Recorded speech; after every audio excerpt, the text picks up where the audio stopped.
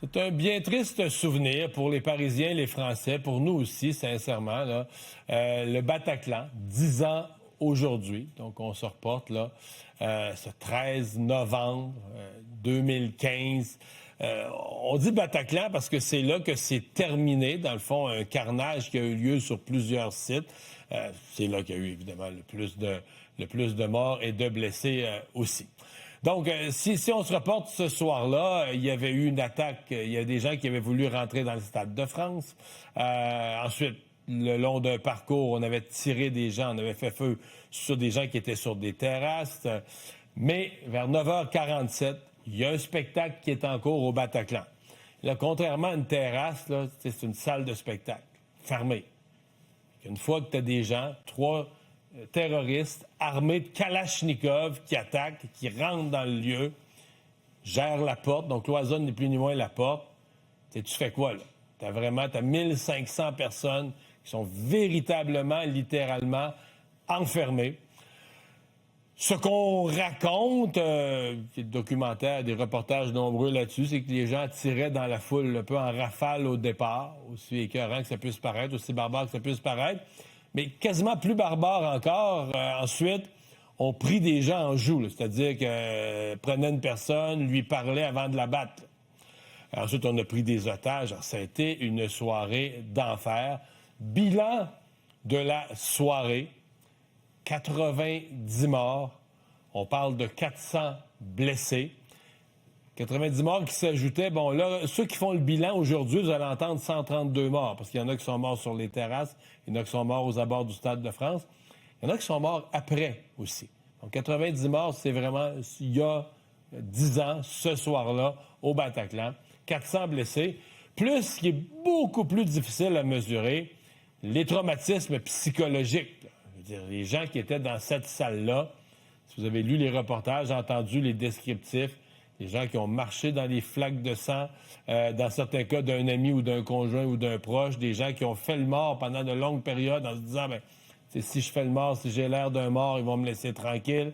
Des gens qui ont sorti, qui ont fui, qui ont été pris en otage, qui ont été enfermés, qui sont enfargés dans les cadavres. Il y a de tout, là. Quand tu as passé quelques heures comme ça, tu t'en sors comment? Tu vis comment après? Il y a eu des suicides ensuite. Donc, c'est tout ça qu'il faut mettre. C'était pas un acte, là, c'était un acte planifié, c'était un acte organisé. Donc, ça a été dit ensuite. La France, comme telle, le pays, la France, avec ce qu'elle représente, ses valeurs, son gouvernement, était visé pour ses politiques. On peut le dire comme ça parce que l'attentat a été revendiqué par des gens qui ont écrit les textes sur leurs intentions, donc revendiqué par le groupe armé État islamique. Et c'est devenu, donc, de ce point de vue-là, le plus grand attentat djihadiste, le plus grand attentat terroriste jamais connu sur le territoire de France. Quand on dit revendiqué, là, c'est organisé en banlieue de Bruxelles. C'était un groupe vraiment structuré qui s'était entraîné, de l'entraînement paramilitaire, les armes et tout. Donc, c'était... d'ailleurs, c'est le plus grand attentat et le plus organisé aussi. Ça aurait pu être encore pire parce que les types au Stade de France, il y avait des ceintures. En fait, ils étaient 21, je pense 20 ou 21, ils avaient tous des ceintures d'explosifs. Et les 3 qui se présentaient au Stade de France avaient les ceintures d'explosifs.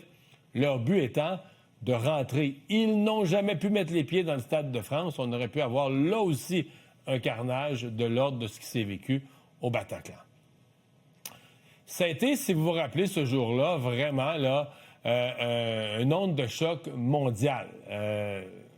L'Europe, qui vivait dans une grande peur du terrorisme, d'abord, parce qu'en Europe, il y avait eu, dans tous les pays, ou à peu près dans plusieurs pays d'Europe, pas de cette envergure-là, mais des actes terroristes. Donc, on vivait dans les rassemblements, les festivals, les spectacles, toutes les salles communes, on vivait avec cette idée. Et il y a eu, sincèrement, oui, en Europe, la peur du terrorisme, mais une onde de choc complètement mondiale, indignation, solidarité, tristesse qui ont été exprimées. Je me souviens ici du sentiment, plusieurs jours, on avait parlé avec horreur de cette histoire.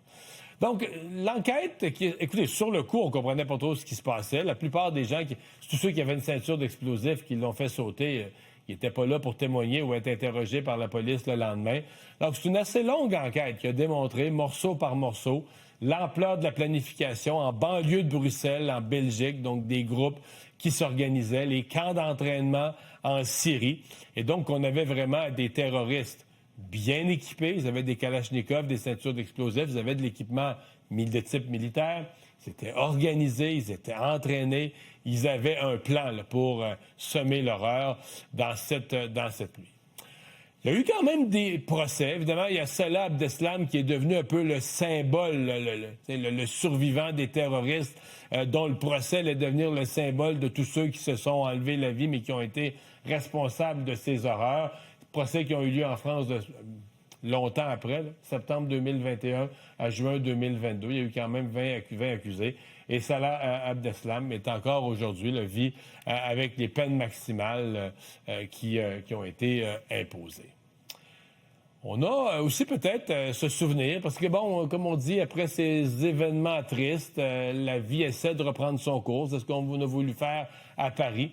Et donc, la veille, donc 364 jours plus tard, le 12 novembre 2016, concert de Sting en hommage aux victimes. C'est Sting dont on a retenu le nom pour rendre hommage aux victimes. Je donne le crédit à France 2, les images de France 2 qu'on peut vous préparer, de présenter de ce moment très, très émouvant où on essayait de redonner une vie normale au Bataclan, mais à toute la vie à Paris.